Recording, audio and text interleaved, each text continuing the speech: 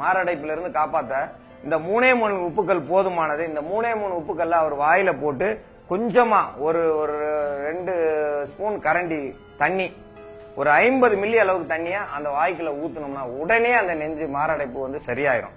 உடனே எழுந்திருச்சுக்குருவாங்க. இது வந்து ஒரு அதிசயமா இருக்கும். ஏன் இந்த மாரடைப்பு சரியாகுது? இந்த உப்பு தான் வந்து உள்ள அடைக்குது.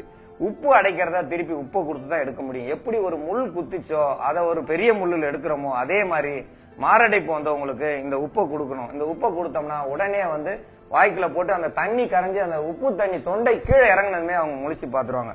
அதிகமா மாரடைப்பு வர்றதுக்கு காரணம் என்னன்னா, நீங்க வெளியில போய் ஒரு விசேஷத்துல பிரியாணி சாப்பிடுவாங்க. அப்போ நிறைய வெங்காயம், பெரிய வெங்காயம் வச்சிருப்பாங்க. அந்த வெங்காயத்தை சாப்பிட்டு இருக்கும்போது வந்ததுமே சுருக்கணும், குத்தும்.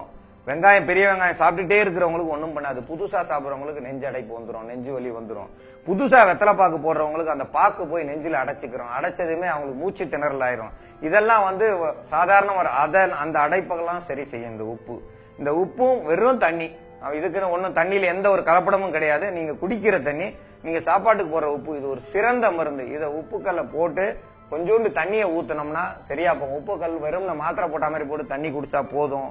அவங்களுக்கு எவ்வளவு நெஞ்சுவலியா இருந்தாலும் அடுத்த ஒரு நிமிஷத்துல அந்த நெஞ்சுவலி சரியாயிரும், அடைப்புகள் சரியாயிரும். மயக்கத்துல இருக்கும், மீண்டும் எழுந்திருச்சு என்ன நடந்துச்சுன்னு கேட்பாங்க. அதுக்கப்புறம் அந்த இதய அடைப்புக்கான மருத்துவத்தை நீங்க வேற ஒரு மருத்துவம் தான் பண்ணணும். அந்த உடனடி மருத்துவம், மயங்கி விழுந்தவங்களை மீண்டும் எழுப்புறதுக்கான மருத்துவம் இது.